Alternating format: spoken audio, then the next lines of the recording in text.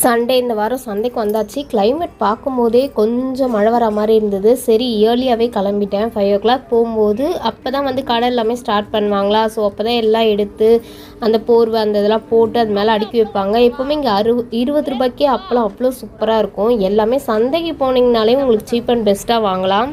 இந்த அக்கா கிட்ட வந்து அப்பளம் கலர் அப்பளம் மட்டும் நான் வாங்க மாட்டேன். பேட் அப்பளம் இந்த மாதிரி ஒயிட் கலரில் இருக்குது. அப்புறம் கேழ்வரகு அப்பளம் மாவு சொல்லுவாங்க. ஸோ அது வீட்லேயே நாங்கள் ரெடி பண்ணுறோன்றதுனால இது எல்லாமே நல்லாயிருக்கும். அப்படியே அவங்க ஹோல்சேலில் வாங்கிட்டு வந்தாலும் நமக்கு பேக்கெட்டில் 20 ரூபான்னு கொடுக்குறாங்களே, அதனால நான் எப்போவுமே உங்ககிட்ட வாங்குவேன்.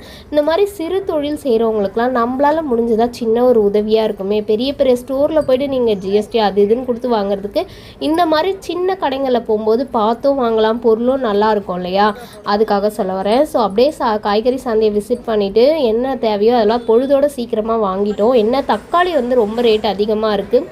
2 கிலோ தக்காளி, குட்டி குட்டி தக்காளி, கொஞ்சம் சுமாரான தக்காளியே வந்து ரேட்டு வந்து 50 ரூபாவாம். நல்ல தக்காளி 1.5 கிலோ 100 ரூபாவாம்.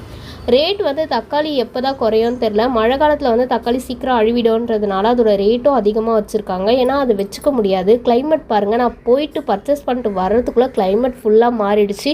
இதுக்கப்புறம் சந்தைக்கு கண்டிப்பாக போக முடியாது, முன்னாடியே போயிட்டு வந்துட்டேன்.